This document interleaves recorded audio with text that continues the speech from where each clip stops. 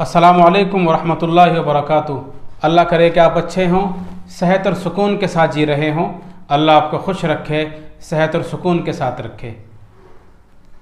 नबी करीम अलैहिस्सलातु वस्सलाम के अखलाक़ करीमाना और आपकी शरीफाना ज़िंदगी और आपका आला किरदार, इस ताल्लुक़ से कुछ वाक़यात की शक्ल में आपकी सीरत और आपके किरदार बयान किया गया है, जिससे हमें ज़िंदगी गुजारने के लिए एक रास्ता मिलता है और हमें एक ऐसे तरीक़े का पता चलता है कि जो दुनिया में भी और आखिरत में भी हमारी कामयाबी के लिए काफ़ी है। नबी अलैहिस्सलातु वस्सलाम घर के अंदर कैसे रहते थे, अपनी अज़वाज से आपके ताल्लुक़ात कैसे थे, अपनी बीवियों के साथ आप कैसे रहा करते थे, इस ताल्लुक़ से कुछ बातें मैं आपके सामने पेश कर रहा हूँ, जिससे हमारे घर की ज़िंदगी, हमारी घरेलू ज़िंदगी, हमारे दरवाज़े के अंदर की ज़िंदगी का पता चलेगा और हम अगर चाहें तो अपनी इस ज़िंदगी को खुशगवार बना सकेंगे। और जो आपस में नाइत्तेफाक़ी, कभी किसी बात पर नाराज़गी हो जाती है, आपस में कुछ थोड़ी बहुत रंजिश हो जाती है, उसको सुधारने में और उसको सही करने में काफ़ी मदद मिलेगी। अम्मा जान हज़रत आयशा सबसे कमसिन हैं और तमाम अज़वाज में सिर्फ यही कमसिन आपकी ज़ौजा मोहतरमा हैं। बाकी जितनी भी अज़वाज हैं वो सभी अज़वाज बेवा थी जिनसे नबी अलैहिस्सलातु वस्सलाम ने शादियाँ की हैं। अम्मा जान हज़रत आयशा रज़ियल्लाहु अन्हा नबी अलैहिस्सलातु वस्सलाम की ज़िंदगी में आपके साथ रही और आपकी दुनिया से वफ़ात फरमा जाने के बाद भी एक ज़माने तक आप ज़िंदा रही और पूरी दुनिया को अपने उलूम से फैज़याब करती रही और लोगों को सैराबी मिलती रही। और वो बातें जो घर के अंदर की होती हैं, जो बातें इंसान को आमतौर से मालूम नहीं हो पाती, आपके ज़रिए से और आपके अज़वाज के ज़रिए से वो बात उम्मत को मालूम हुई और घर के अंदर की ज़िंदगी का सही पता चला अम्मा जान हज़रत आयशा की दूसरी अज़वाज मुताहरात रज़ियल्लाहु अन्हा के ज़रिए से। हम अगर दुनिया में देखें तो मियाँ बीवी के जो आपसी ताल्लुक़ात हैं बड़े नाजुक होते हैं। इसी नज़ाकत की वजह से बहुत से लोग दुनिया से बेरग़बत हो जाते हैं, राही बन जाते हैं और वो ये समझते हैं कि हम इन ताल्लुक़ात को बाक़ी नहीं रख पाते, इसलिए हमें दुनिया से अलग थलग रहना हमारे लिए काफ़ी है। अल्लाह के नबी अलैहिस्सलातु वस्सलाम ने दीनी, दुनियावी, रूहानी और दीनी दोनों चीज़ों को मुकम्मल तौर से करके दिखाया। अपनी घर की ज़िंदगी भी आपने मुकम्मल तौर से निभा के दिखाई और घर के बाहर की ज़िंदगी भी आपने मुकम्मल तौर से निभा के दिखाई और किसी चीज़ में ज़र्रा बराबर कमी आने नहीं दी। ये तो मुमकिन होता है कि इंसान एक काम को छोड़कर दूसरा काम कर ले, लेकिन ये मुमकिन नहीं होता कि इंसान सारे काम को करे और किसी भी काम में ज़रा भी कमी ना आने पाए। नबी अलैहिस्सलातु वस्सलाम ने ये तरीक़ा और ये उसवा और ये अमल उम्मत को करके दिखाया कि इंसान अगर करना चाहे और घर की ज़िंदगी को और बाहर की ज़िंदगी को, दीन और दुनिया को, रूहानी, समाजी और दीनी और दुनियावी ज़िंदगी को एक साथ मुकम्मल तौर से लेकर चलना चाहे तो चल सकता है। और मैं इसमें ये बताना चाह रहा हूँ कि हज़रत आयशा रज़ियल्लाहु अन्हा के ताल्लुक़ से, आपके अज़वाज के ताल्लुक़ से नबी अलैहिस्सलातु वस्सलाम किस तरह से रहा करते थे और घर की ज़िंदगी कैसी थी। नबी अलैहिस्सलातु वस्सलाम की सबसे कमसिन ज़ौजा मोहतरमा हज़रत आयशा रज़ियल्लाहु अन्हा के पास गुड़िया थी। नबी अलैहिस्सलातु वस्सलाम उनकी सहेलियों को हज़रत आयशा के पास खेलने के लिए भेज दिया करते थे। एक मरतबा नबी अलैहिस्सलातु वस्सलाम तशरीफ़ फरमा थे, हज़रत आयशा के पास गुड़ियों में एक घोड़ा था और उस घोड़े के दो पर थे। नबी अलैहिस्सलातु वस्सलाम ने अज़राह तफरी, अज़राह मज़ाक एक मरतबा पूछ लिया कि ये घोड़े के पर का क्या मतलब है, ये घोड़े के पर कहाँ होते हैं। तो अम्मा जान हज़रत आयशा रज़ियल्लाहु अन्हा ने बरजस्ता इरशाद फरमाया, हज़रत सुलेमान अलैहिस्सलाम के घोड़े के पर नहीं थे। नबी अलैहिस्सलातु वस्सलाम इस जवाब को सुनकर मुस्कुराए और आपने कोई जवाब नहीं दिया।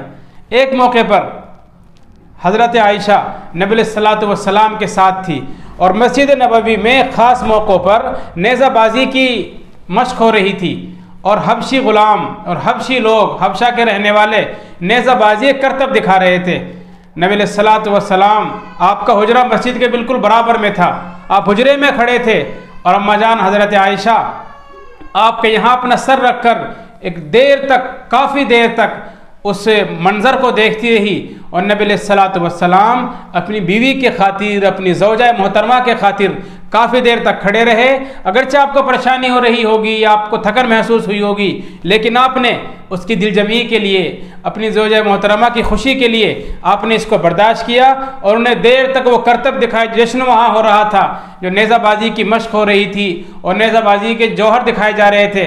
नबी अलैहिस्सलातु वस्सलाम काफ़ी देर तक खड़े रहे और उसको दिखाते रहे। एक और मौके पर किसी वजह से हज़रत आयशा और नबी अलैहिस्सलातु वस्सलाम के दरमियान आपस में रंजिश हो गई, किसी बात पर नाइत्तिफ़ाक़ी हो गई, जो आम तौर से हो जाती है मियाँ बीवी में, शोहर बीवी में, घर के अंदर कभी नाइत्तिफ़ाक़ी हो जाती है। कभी किसी बात पर कोई बात किसी को अच्छी नहीं लगी तो उससे थोड़ी बहुत नाइत्तिफ़ाक़ी हो जाती है, आपस में कुछ नाचाकी हो जाती है। नबी अलैहिस्सलातु वस्सलाम हज़रत आयशा को लेकर हज़रत अबू बकर सिद्दीक़ के खिदमत में हाजिर हुए। हज़रत अबू बकर सिद्दीक़ को आपने अपना सालिसी बनाया और आपने फरमाया कि आयशा पहले तुम अपनी बात कहोगे या मैं कहूँ। हज़रत आयशा ने एक जुमला कहा कि पहले आप ही बात कहें, लेकिन सच सच बताना। ये बात सुनकर अबू बकर सिद्दीक़ रज़ियल्लाहु अन्हु गुस्सा हुए और ज़ोर से एक तमाचा मारा, क्या नबी भी झूठ बोल सकते हैं? हज़रत आयशा डर गई और सहम गई और नबी अलैहिस्सलातु वस्सलाम के पीछे छुप गई। फिर नबी अलैहिस्सलातु वस्सलाम ने फरमाया, ए अबू बकर, हमने तुम्हें मारपीट करने के लिए नहीं बुलाया था, हमने तुम्हें इसलिए बुलाया था कि हमारे दरमियान जो कुछ मसला हुआ है उस मसले को ख़त्म करा दो। बहरहाल 3 छोटे छोटे वाक़ये हैं, हज़रत आयशा रज़ियल्लाहु अन्हा के ताल्लुक़ से हैं।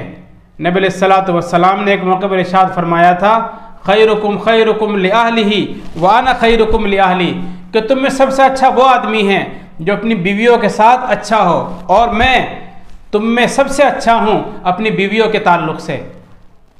अल्लाह ताला ने नबी अलैहिस्सलातु वस्सलाम के ज़रिए हमें यह अच्छा पैगाम दिया है कि हमें घर की ज़िंदगी को खुशगवार बना के रखना चाहिए। जिन घरों में मर्द अपनी बीवियों की बात तस्लीम करते हैं और उनकी बात सुनते भी हैं और उनकी बात मानते हैं, वहाँ नाइत्तिफ़ाक़ी बहुत कम होती है।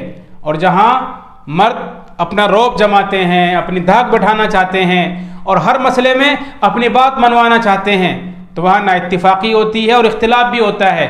सामने अगरचे वो औरत मजबूर होकर कुछ ना कह सके, लेकिन पीठ पीछे दूसरी सहेलियों के सामने, अपने घर वालों के सामने अपने शौहर की बुराई बयान करती है। और जब शौहर को पता चलता है तो शौहर ज़्यादती करता है, मारपीट करता है। हालांकि ऐसा कभी नहीं होना चाहिए। कुरान ने और अहादीस में हुक्म दिया गया है कि तुम उससे अच्छा बर्ताव करो, वो तुम्हारे साथ रहती है, तुम्हारे दुख दर्द में तुम्हारी शरीक है, तुम्हारी मदद करती है, हर मौके पर तुम्हारे काम आती है। इसलिए तुम्हें भी चाहिए कि उसकी हमदर्दी करो, उसकी दिलजोई करो, उसके साथ मोहब्बत से और उसके साथ प्यार से पेश आओ। अगर कोई बात हो भी जाए तो नज़रअंदाज करो। नबी अलैहिस्सलातु वस्सलाम ने इरशाद फरमाया था कि औरत को टेढ़ी पसली से पैदा किया गया है, अगर तुम उसके टेढ़ पर को दुरुस्त करना चाहोगे तो वो टूट जाएगी। इसलिए जैसी हालत में अल्लाह ने उसे पैदा किया है उसी हालत के साथ उसको बाकी रखा जाए और उससे फ़ायदा हासिल किया जाए। और उन पर ज़्यादती करना, उन्हें सताना, उन्हें गालियाँ देना, उन्हें मारना पीटना कतन बिल्कुल दुरुस्त नहीं है, बहुत सख्ती से मना किया गया है। लेकिन बाज़ लोग हमारे समाज में ऐसे होते हैं जो अपनी मर्दानगी ये समझते हैं कि गालियाँ दी जाए, बुरा भला कहा जाए, ज़्यादती की जाए, मारपीट की जाए, और वो इसी को अपनी शान समझते हैं।